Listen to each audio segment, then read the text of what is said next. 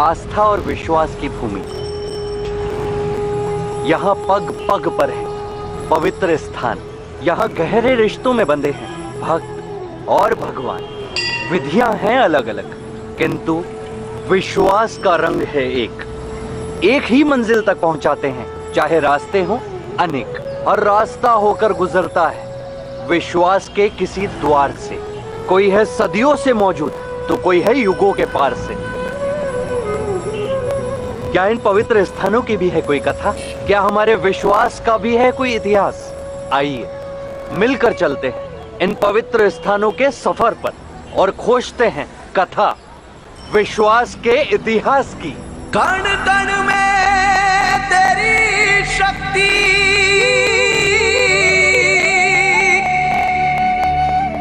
सत्ता चारों ओर,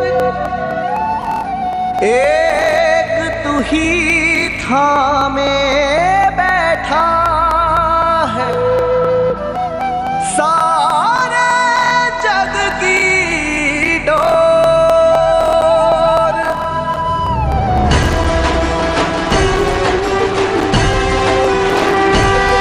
है बात यहाँ पर धर्म की, पुण्य के सत्कर्म की। है बात यहाँ पर धर्म की, पुण्य के सत्कर्म की। पौराणिक है जो सनातनी, श्रद्धा भाव और मर्म की। विडंबना है, भावना है, तपस्या है और कामना है। सदाचार है, नीतियाँ जो शिक्षा ज्ञान प्रकाश की।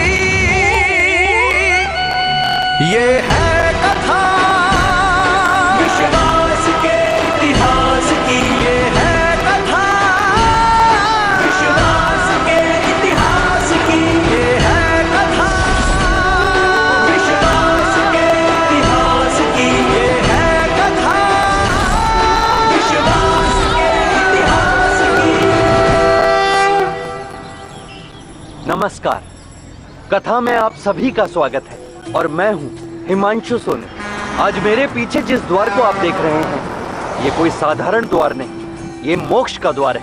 क्योंकि ये उस नगरी का द्वार है जिसे शास्त्रों में मोक्षदायिनी नगरी कहा गया है, जहां देवी देवताओं का स्थान है।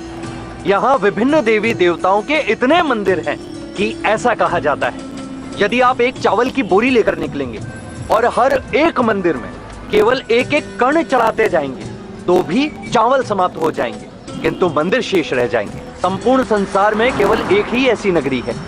जी हाँ, हम हैं मोक्षदायिनी नगरी, उज्जैन में।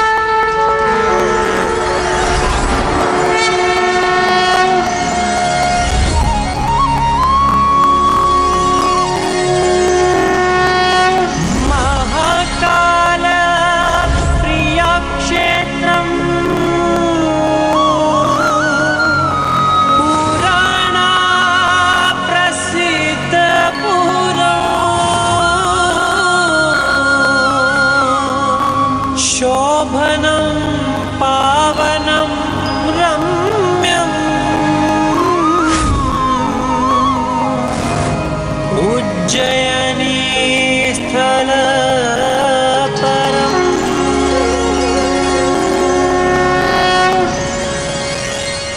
दोस्तों, संसार में ऐसे कई स्थान हैं जहां पर आपकी प्रार्थना स्वीकार होती है, दुआ कबूल होती है।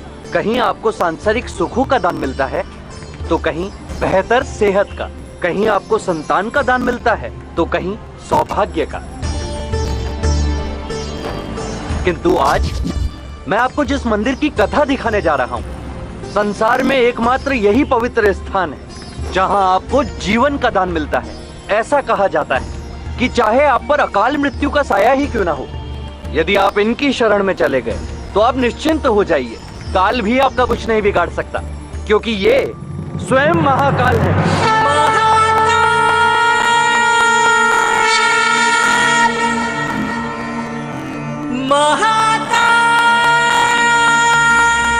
जय महाकाल। कहते हैं बाबा महाकाल की पूजा करने से आपकी सभी मनोकामनाएं पूर्ण हो जाती हैं। किंतु बाबा महाकाल की पूजा करने की एक खास विधि है जो प्राचीन काल से चली आ रही है। शास्त्रों के अनुसार सर्वप्रथम भक्त को स्नान कर शुद्ध होना चाहिए।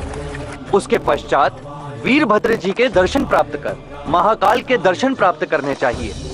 उसके पश्चात नंदी के कान में अपनी मनोकामना बतानी चाहिए और अंत में हमें साक्षी गोपाल के दर्शन भी करने चाहिए।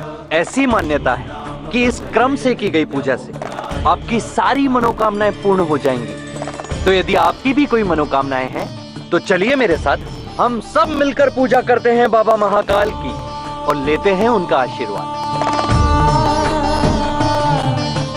एक अत्यंत आनंद की अनुभूति होती है यहाँ, परम शांति की, जिसे शब्दों में व्यक्त नहीं किया जा सकता, केवल अनुभव किया जा सकता है। जानते हैं, बचपन में मैं हमेशा सोचा करता था कि महाकाल का मंदिर केवल उज्जैन में क्यों है, मेरे घर के आसपास क्यों नहीं। अगर मेरे घर के आसपास होता तो मुझे इतने समय तक प्रतीक्षा नहीं करनी पड़ती। किंतु तब मैं बहुत छोटा था, इस रहस्य को नहीं जानता था। किंतु आज मुझे इस रहस्य के बारे में पता चल गया है और इसका रहस्य छिपा है एक पौराणिक कथा के भीतर। शिव पुराण के अनुसार हजारों वर्ष पूर्व इसी क्षेत्र में वेदपति नाम के महान शिव भक्त रहा करते थे और एक दिन वो अपनी साधना में लीन थे।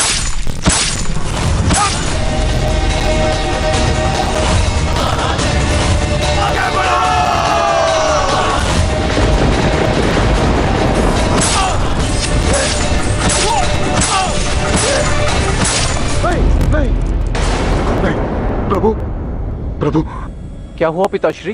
कुछ देखा मैंने, भव्य परंतु भयानक।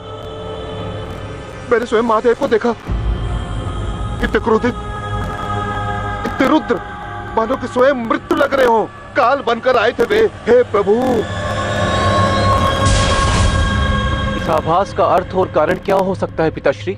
उस आभास का अर्थ आने वाला समय ही बता सकता है, पर तब तक हमें संपूर्ण निष्ठा और विश्वास के साथ धर्म के मार्ग पे चलना होगा। शंभो!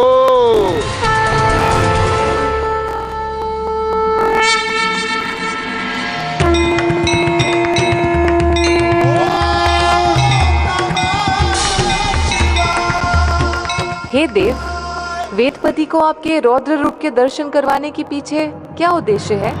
अपने इस रौद्र रूप के दर्शन मैंने केवल वेदपति ही नहीं अपितु संसार के अनेक ज्ञानी ध्यानी ऋषियों को करवाए हैं, क्योंकि आने वाला संकट केवल उनकी भक्ति की ही नहीं अपितु उनकी सोच की परीक्षा भी लेगा। किंतु ऐसा कौन सा संकट आने वाला है देव? एक असुर,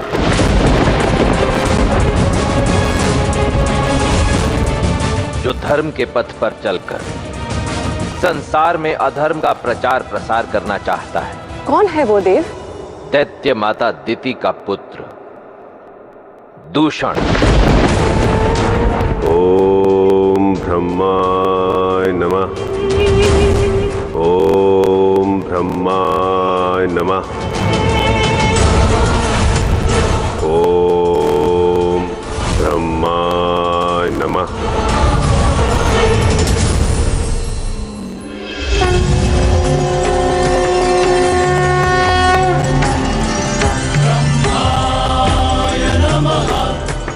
प्रणाम ब्रह्मदेव।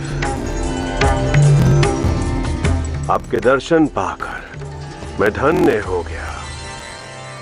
मुझे काल से भी अधिक शक्तिशाली होने का वरदान दीजिए प्रभु, ताकि मैं इस धरती पर धर्मराज स्थापित कर सकूं। दूषण, हम तुम्हें ये वरदान तुम्हारी कठोर तपस्या, अथक परिश्रम और सत्कर्मों के फल स्वरूप दे रहे हैं। अब से तुम तीनों लोकों में महाशक्तिशाली बन जाओ और स्वयं काल भी तुम्हें पराजित नहीं कर सकेगा। अब तुम्हें अथाह शक्तियां प्राप्त हैं, किंतु शक्ति के साथ आता है दायित्व। जहां तुम्हें शक्ति के साथ सद्गुणों का सामंजस्य स्थापित करना होगा। ओम ब्रह्माय नमः।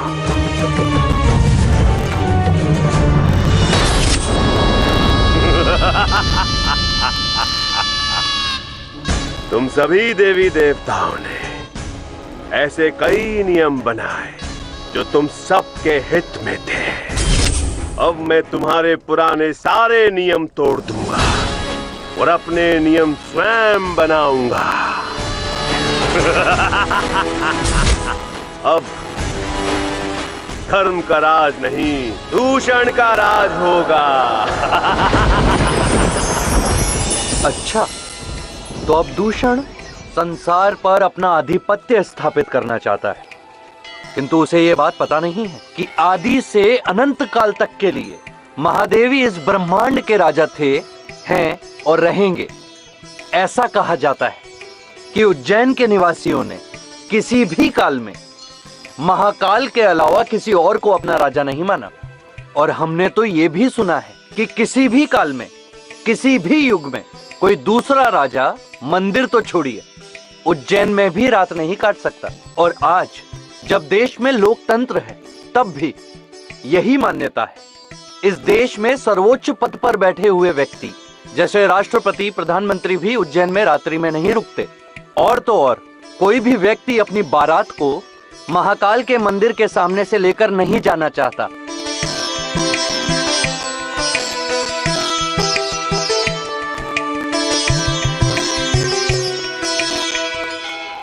और शायद यही कारण है कि उज्जैन में महाकाल का एक राजा के रूप में श्रृंगार किया जाता है। उन्हें पगड़ी और सोला से सुसज्जित किया जाता है।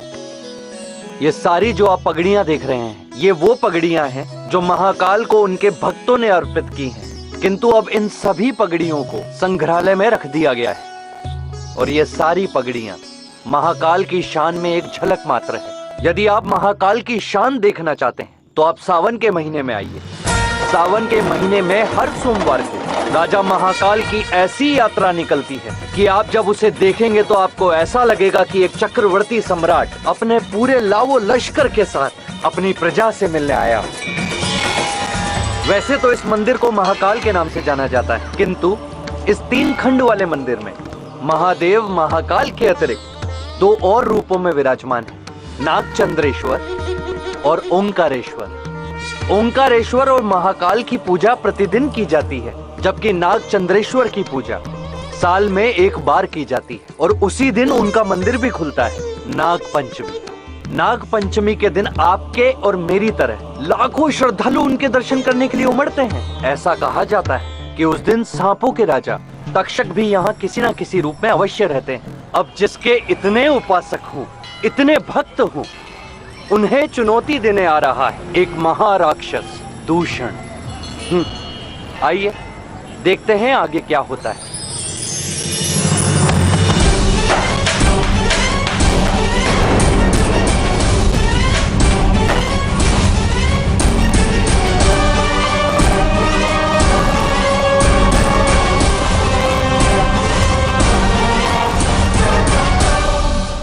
मुझ पर दया कीजिए, मैं निर्दोष हूं।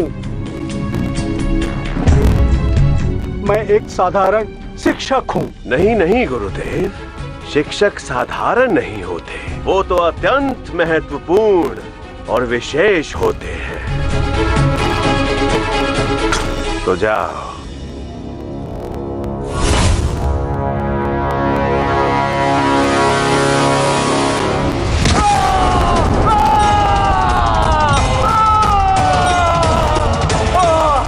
तुम सभी गुरुजन, ऋषि जन, तुम सभी धर्म के प्रचारक ही तो हैं, जो इन शास्त्रों का प्रचार और प्रसार करते हैं।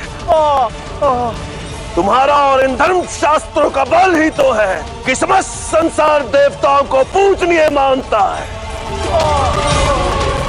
तुम्हारे ज्ञान की डोर थाम कर समस्त संसार के प्राणी देवताओं को शक्ति का ही अनंत स्रोत मानते हैं। किंतु नहीं, अब और नहीं। अब आस्था और विश्वास की धरा का अंत होगा।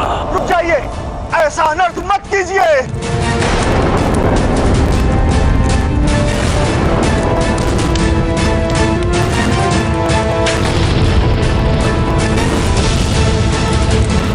क्या धर्म है? ज्ञान का अपमान महापाप है। धर्म और अधर्म की इसी परिभाषा को तो बदलना है मुझे। इसलिए अब मैं महाशक्तिशाली असुर राज दूषण एक नए संसार का निर्माण करूंगा। एक ऐसा संसार जहां ना तो कोई शास्त्र होंगे, ना धर्म होगा, ना ज्ञान होगा, ना ही होंगे तुम्हारे पूजनीय देवी देवता। एक ऐसा संसार होगा जहां केवल मेरी शक्ति और मेरे बल को पूजा जाएगा। हर गुरु हर ज्ञानी यही प्रचार करेगा कि समस्त ब्रह्मांड में मुझसे ज्यादा शक्तिशाली कोई नहीं। विनाश काले विपरीत बुद्धि, तुम्हारी शक्ति ने तुम्हारी मति को भ्रमित कर दिया है। अपने शक्ति के अहंकार में चूर होकर तुमने अपना विवेक खो दिया है। परंतु स्मरण रहे, समस्त सृष्टि में अनंत शक्तियों का स्रोत और सर्वशक्तिशाली केवल एक है, और वो है महादेव। महादेव महादेव महादेव। सावधान ब्राह्मण!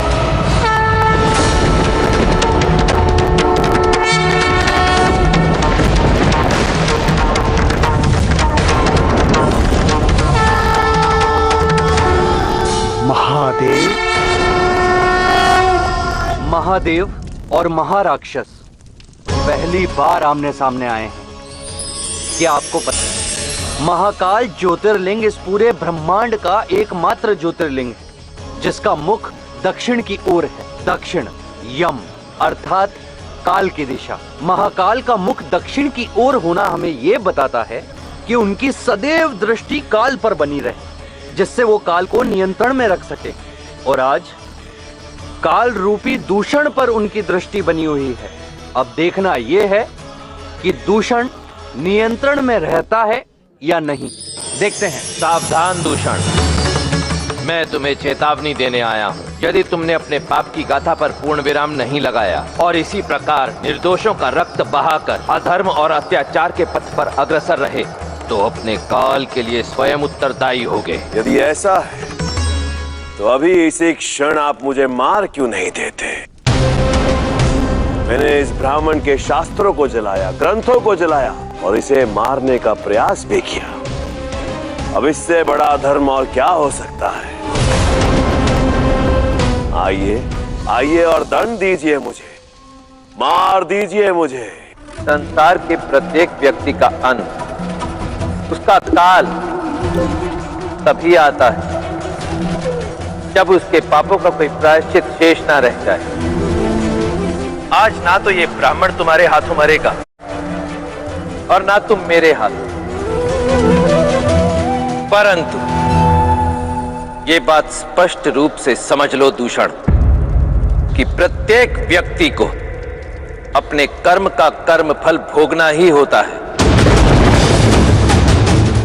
अतीत में की हुई भूल के दंड स्वरूप आज तुम्हारे हाथों बंदी बनना इस ब्राह्मण का कर्म फल है जो ये भोग रहा है। परंतु अब तुम अपने कर्म फल की चिंता करो, क्योंकि यदि अपने अहंकार के मद में चूर तुम इसी प्रकार अधर्म और पाप के मार्ग पर अग्रसर रहे तो तुम्हारे अंतकाल का समय और स्थान मैं स्वयं सुनिश्चित करूंगा।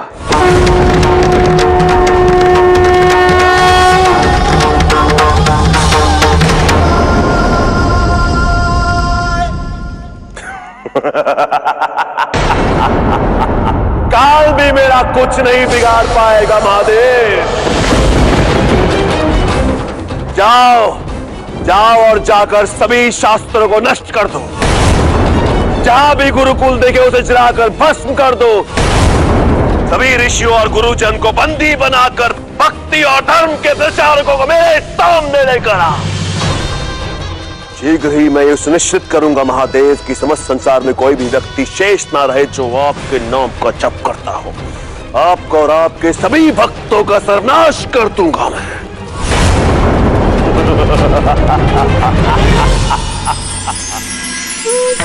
भगवान को, धर्म को, उनके नाम को मिटाने का प्रयास दूषण से पहले और उसके पश्चात कई अधर्मियों ने किया।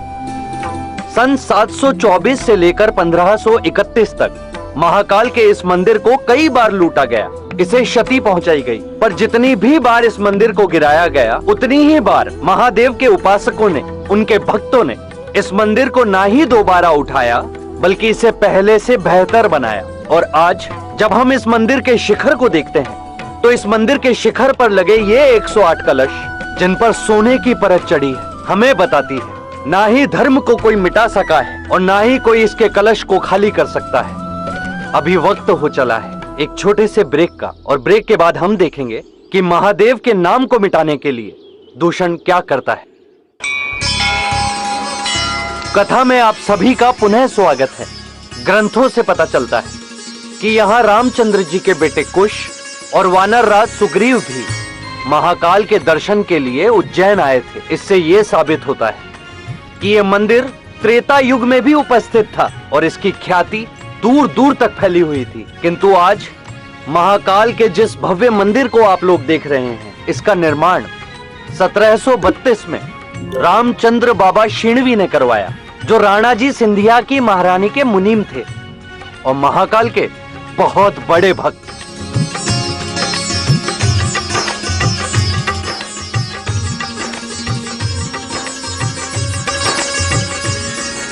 और इधर दूषण है जो चाहता है कि महाकाल का कोई भक्त ही ना रहे और सब महाकाल को छोड़कर उसकी पूजा करें।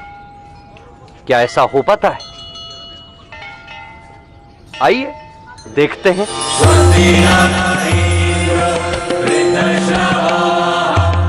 बंदी बना लो इन सबको और आश्रम को जलाकर नष्ट कर दो।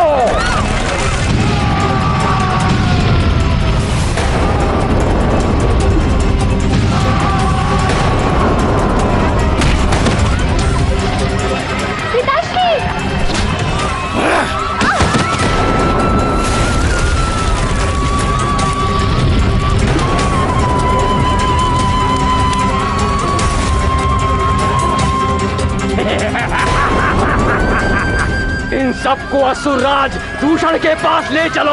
महादेव रक्षा कीजिए, महादेव रक्षा कीजिए। कुछ कीजिए महादेव। हमारे द्वारा दिए गए वरदान का दूषण दुरुपयोग कर रहा है। पृथ्वी लोक पर दूषण की सेना ने कोहराम मचा रखा। ये धर्म और अधर्म का युद्ध नहीं है ब्रह्मदेव, अपितु धर्म और कर्म का है। ये सत्य है कि आस्था और विश्वास व्यक्ति के लिए उचित मार्ग प्रशस्त करते हैं, परंतु उस उचित मार्ग पर चलते हुए उचित कर्म करने का निर्णय व्यक्ति को स्वयं लेना होता है। केवल भक्ति और आस्था ही पर्याप्त नहीं।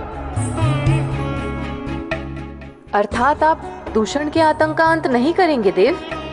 अवश्य करूंगा देवी, परंतु मेरी सहायता केवल उनके लिए होगी जो धर्म के मार्ग पर चलते हुए सुकर्म करेंगे, क्योंकि धर्म का आधार भी तो कर्म ही होता है।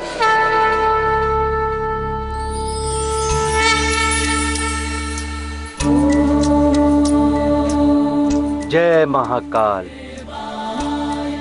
लीजिए, ब्रह्मदेव को भी यह पता चल गया कि उनके द्वारा दिया हुआ वरदान अब समस्या का कारण बनता जा रहा है। मैंने हमेशा देखा है कि त्रिदेवों में से किसी एक का वरदान समस्या बन जाता है और किसी दूसरे को उस समस्या का निदान करना होता है। पहले मैं ये सोचता था कि ऐसे वरदान दिए ही क्यों जाते हैं। फिर समय के साथ साथ मैंने धीरे धीरे जाना, जब मनुष्य अपनी योग्यता को बढ़ाता है तो ईश्वर को उसकी योग्यता के लिए उसे पुरस्कृत करना होता है। और ये बात त्रिदेव भली भांति जानते थे, इसीलिए उनकी घनिष्ठता पर इसका कोई असर देखने को नहीं मिलता। और इसका उदाहरण उज्जैन में भी देखने को मिलता है।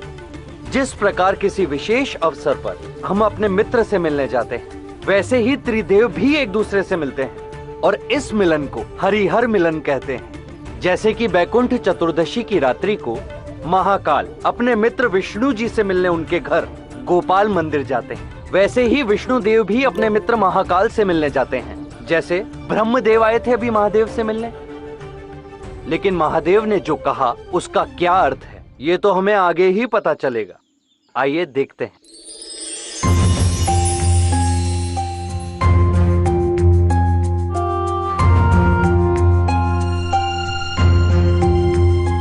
हे प्रभु, आप मुझे कैसा संकेत देना चाहते हैं? अपने रुद्र रूप के दर्शन क्यों करवाए आपने? उत्तर दीजिए प्रभु, उत्तर दीजिए। प्रभु आप बचाओ, कोई है? ये पुकार किसकी है? बचाओ, कोई है? सहायता कीजिए मेरी।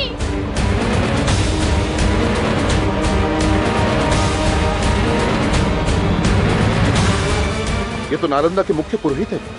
औषधि लाओ, शीघ्र शीघ्र करो।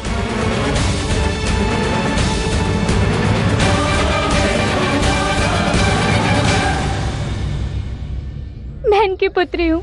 असुरा दूषण की सेना ने हमारे नगर पर आक्रमण करके सभी आश्रमों में आग लगा दी है और ऋषि मुनियों को बंदी बना लिया है। कृपया कर हमें अपनी शरण में ले लीजिए। महादेव ने जिस संकट की ओर संकेत दिया था, और कोई नहीं, असुरराज दूषण है।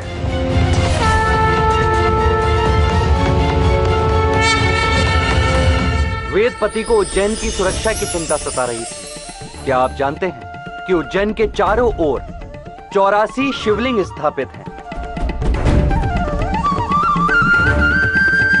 ऐसा कहा जाता है कि ये शिवलिंग उज्जैन की सुरक्षा करते हैं। जिस प्रकार हर निर्माण के बाद विनाश तय होता है, उसी प्रकार हर विनाश के बाद निर्माण भी तय होता है। और पुराणों के अनुसार हर विनाश के पश्चात नई सृष्टि का सूर्य उदय राजा महाकाल की नगरी उज्जैन से ही होगा। किंतु वेदपति जी, हमारे राजा तो अपनी समूची सेना लेकर शत्रु से युद्ध करने के लिए चले गए हैं।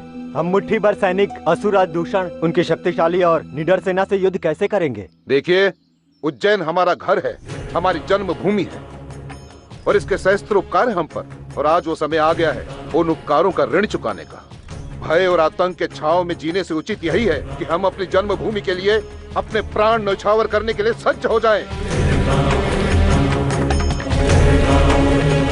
किंतु पिताश्री, हम इतनी बड़ी नगरी की सुरक्षा का प्रबंध कैसे करेंगे? एक उपाय है, आओ मेरे साथ। दूषण का सामना करने के लिए वेदपति के साथ आज ना कोई राजा है और ना ही कोई सेनापति, पर जिस प्रकार एक राजा का सेनापति होता है और उस सेनापति का कर्तव्य होता है उस राज्य की रक्षा करना, उसी प्रकार राजा महाकाल के भी सेनापति हैं और उनका नाम है काल भैरव। और ऐसा कहा जाता है कि उन्हीं काल भैरव के हाथ में इस उज्जैन की सुरक्षा का उत्तरदायित्व भी है। मेरे पीछे जिस मंदिर को आप देख रहे हैं, ये उन्हीं काल भैरव का मंदिर है और प्रतिवर्ष लाखों की संख्या में लोग इनके दर्शन के लिए उमड़ते हैं। और आप ये बात जानकर आश्चर्यचकित रह जाएंगे कि इनके चढ़ावे में चढ़ाई जाती है मदिरा, और ऐसी मान्यता है कि ये स्वयं उस मदिरा को ग्रहण भी करते हैं। अब काल भैरव इस मदिरा को क्यों ग्रहण करते हैं, इन्हें यहाँ किसने स्थापित किया, इसके पीछे भी एक रोचक कथा है, लेकिन वो कथा हम देखेंगे किसी और एपिसोड में। किंतु इस समय राजा महाकाल की कथा जारी रहेगी। अभी समय है अल्प विराम का।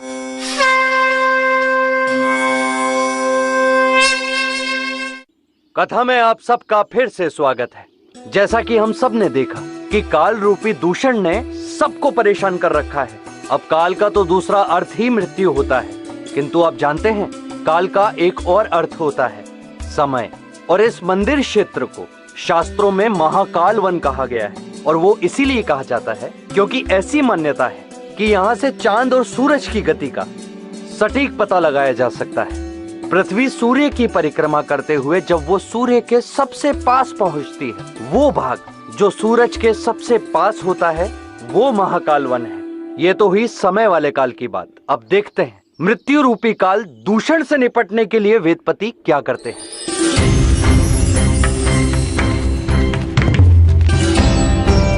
हम शिप्रा नदी के जल से और उज्जैन की पावन माटी से अपनी नगर की रक्षा करेंगे।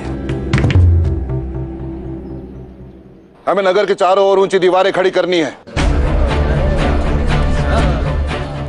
मैं जानता हूं कि दूषण की शक्ति की आगे अधिक समय तक टिक नहीं पाएगी, परंतु हमें थोड़ा समय तो मिल जाएगा स्वयं की रक्षा करने का।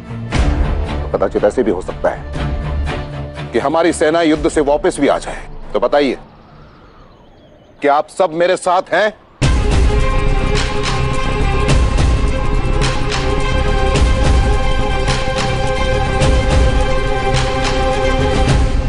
हम दीवार बनाने के लिए सज्ज हैं वेदपति जी।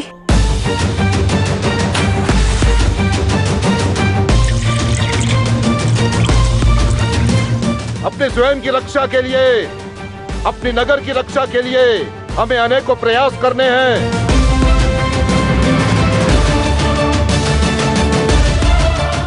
भगवान भी उन्हीं की सहायता करता है जो स्वयं की सहायता करने में सक्षम होता है, जिसमें वो सामर्थ्य होता है।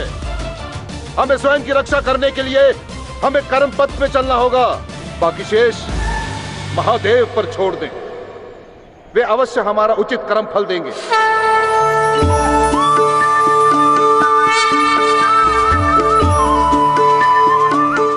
कर्म विहीन भक्ति व्यर्थ है देवी। जीवन के इस सार को कदाचित केवल वेदपति ने ही समझा है। अर्थात आप दूषण से लड़ने में वेदपति की सहायता करेंगे देव? पहले उन्हें प्रयास करने दो, परंतु यदि उसके उपरांत भी उन्हें मेरी सहायता की आवश्यकता हुई तो मैं स्वयं उज्जैन में अवतरित होकर दूषण का काल बनूंगा।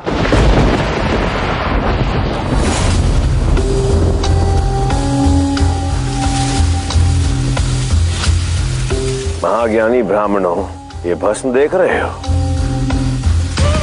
ये भस्म है तुम्हारे सहस्त्र शास्त्रों और ग्रंथों की, जिन्हें जलाकर उसकी भस्म से मैं स्वयं को इसलिए तोल रहा हूं ताकि पूरे संसार को यह बता सकूं कि इस पृथ्वी लोक पर अब मेरा पलड़ा भारी रहेगा। अब यदि यहां किसी की पूजा होगी तो केवल मेरी, असुर राज दूषण की। क्षमा कीजिए असुरराज, किंतु एक समस्या आ गई है। कुछ पंडित और ऋषि हमारे बंदी बनाने से पूर्व ही भाग गए। उज्जैन नगरी उनकी शरणार्थी बन चुकी है। तो इसमें समस्या क्या है? बाकी नगरों की तरह उज्जैन का भी नाश कर दो। तुम उज्जैन नगरी को कभी नष्ट नहीं कर पाओगे असुरराज। सभी ऋषियों और पंडितों का उज्जैन नगरी में शरण लेने का एक ही कारण है। उज्जैन नगरी महादेव के सबसे बड़े और प्रिय भक्त वेदपति जी की नगरी है। यदि तुमने उज्जैन नगरी को नष्ट करने का प्रयास किया तो महादेव स्वयं आएंगे उसकी रक्षा करने।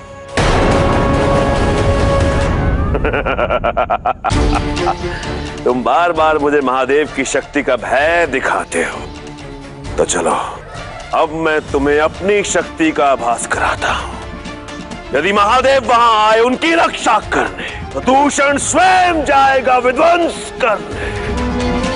एक तुच्छ नगर को मसलने के लिए मुझे किसी भी सेना की आवश्यकता नहीं होगी।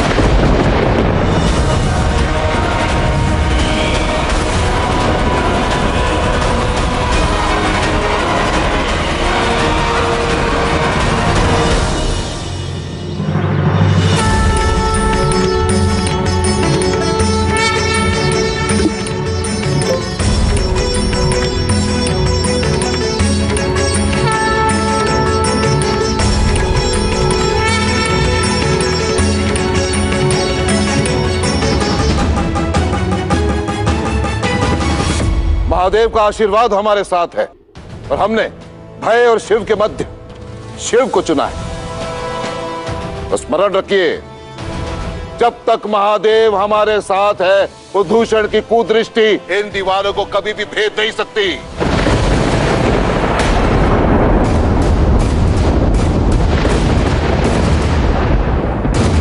अचानक वातावरण में इतना बदलाव कैसे?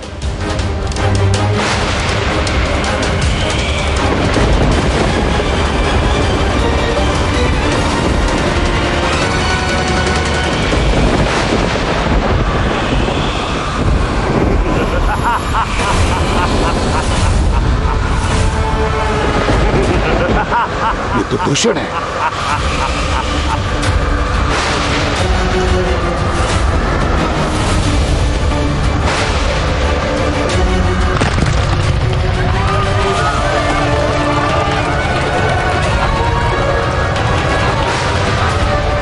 इन्हें ऐसे स्थान पर लेकर जाओ जो सुरक्षित है। जाओ। किंतु पिताश्री आप। मेरी चिंता मत करो, महादेव का आशीर्वाद मेरे साथ है। जाओ। जी पिताश्री।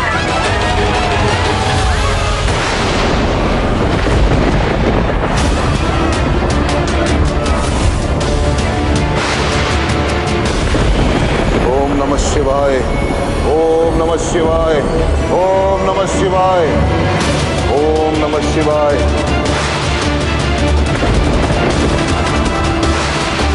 ओम नमः शिवाय, ओम नमः शिवाय। तो तुम हो महादेव के वो भक्त वेदपति, जिसके शरण में ये सब यहां उज्जैन में आके बस गए। वो मेरी शरण में नहीं मूर्ख, वो तो महादेव के शरण में आए हैं। फिर तो इन्हें अपनी रक्षा के लिए तुम्हारी कोई आवश्यकता नहीं होगी। ओम नमः शिवाय।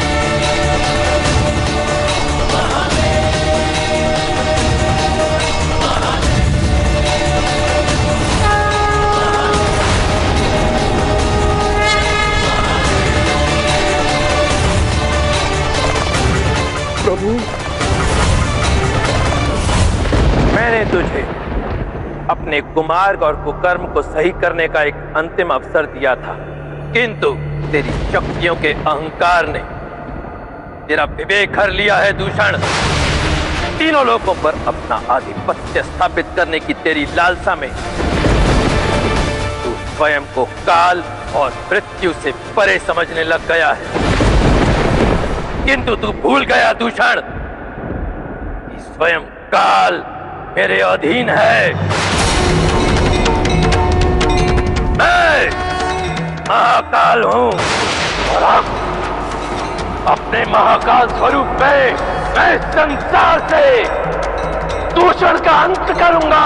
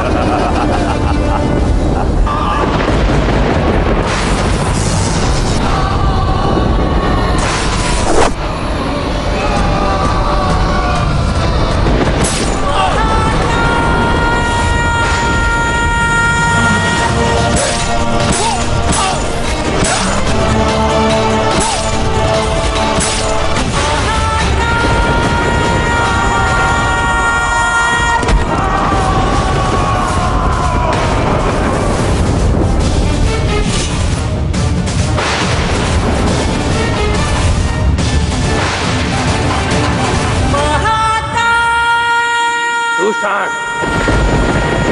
तूने सभी धर्म ग्रंथ और शास्त्र जलाकर भस्म कर दिए, क्योंकि तू ये सिद्ध करना चाहता था कि तेरा पलड़ा धर्म से भारी है। परंतु अब समय आ गया है जब तू स्वयं भस्म में परिवर्तित हो जाए।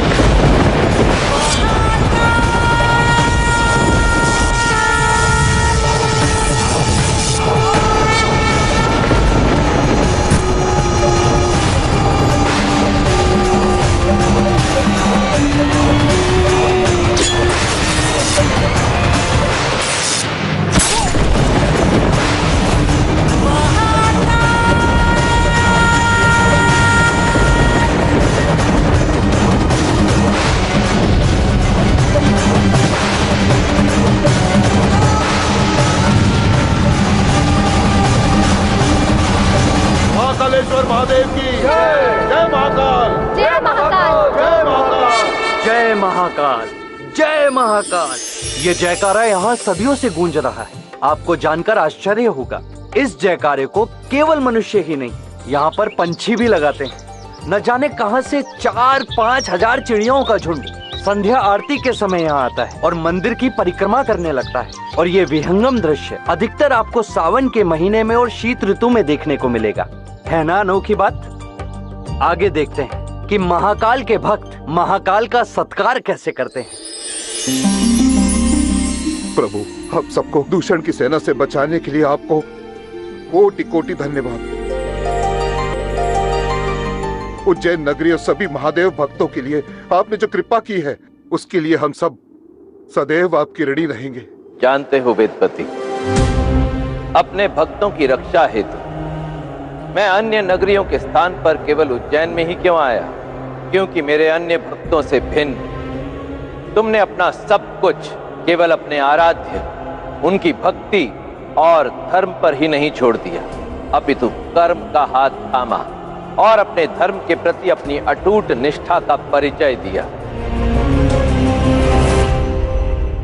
आप सबके पास भी वही ज्ञान था जो वेदपति के पास है, परंतु फिर भी आप सब धर्म और भक्ति की डोर को ही थामे रहे, मुझसे अपने संरक्षण की अपेक्षा करते रहे और इसी कारण दूषण के आतंक और अत्याचार को झेलते रहे। यही कारण है कि आप सबकी तपस्या फलित नहीं हुई, क्योंकि बिना कर्म किए धर्म का फल प्राप्त नहीं होता।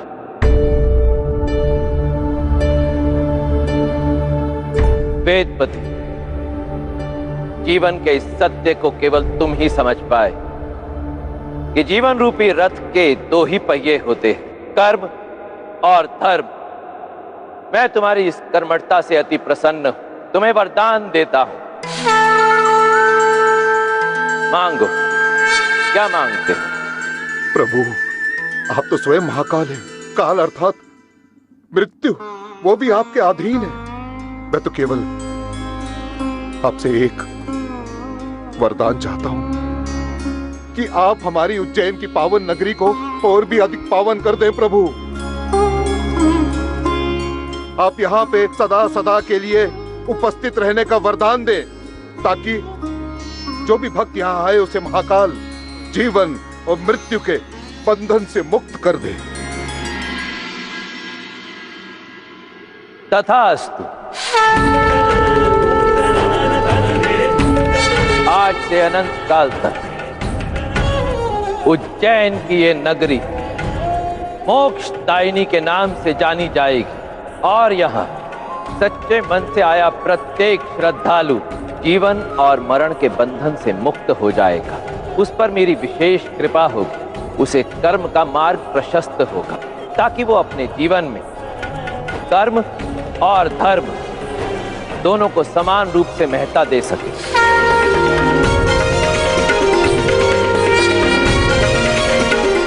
प्रभु,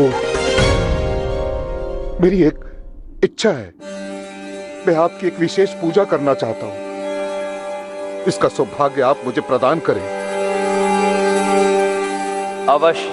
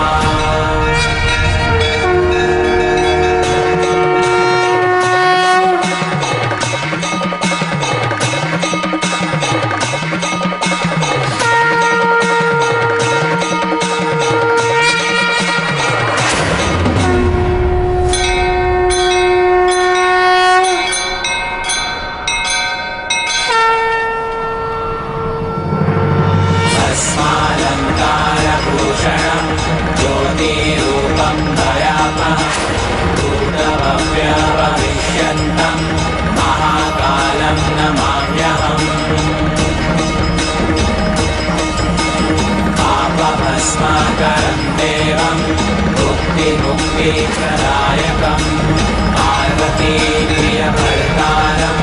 भजाम्यहं च सर्वदा।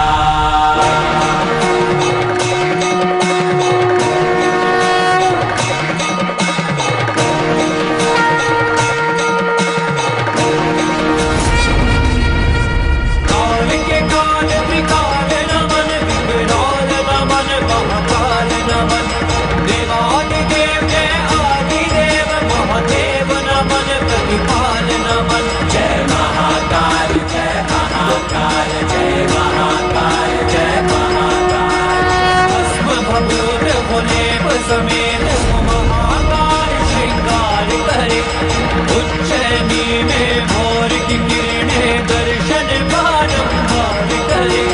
चोर डुरावे आरती गावे भक्ति करे है कि पार नमन। जय महाकाल जय महाकाल जय महाकाल जय महाकाल जय महाकाल जय महाकाल।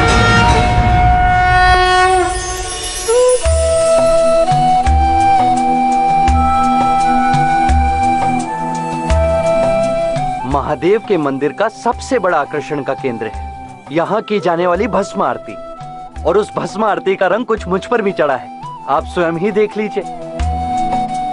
अब मैं उनके भक्त से उनका पुजारी बन गया हूँ। पूरे संसार में केवल यही एक ज्योतिर्लिंग है जहाँ महादेव का श्रृंगार भस्म से किया जाता है। जिस प्रकार शरीर के जलने के पश्चात भी आत्मा शेष रह जाती है, उसे नष्ट नहीं किया जा सकता, उसी प्रकार भस्म को भी जलाए जाने के बाद उसे नष्ट नहीं किया जा सकता है, वो शेष रहती है। क्या आपको ऐसा नहीं लगता कि महादेव हमसे स्वयं कह रहे हो कि यदि मेरा श्रृंगार करना है तो ऐसी वस्तु से करना है जिसे नष्ट नहीं किया जा सकता, जिसे समाप्त नहीं किया जा सकता। यदि मुझसे मिलने आना है तो केवल शारीरिक स्तर पर नहीं, बल्कि अपनी आत्मा को मेरी आत्मा से मिलाने का प्रयत्न करना। जय महाकाल। अगले एपिसोड में फिर किसी पवित्र स्थान की यात्रा पर चलेंगे और जानेंगे उससे जुड़ी रोचक कथा। तब तक के लिए नमस्कार। जय महाकाल।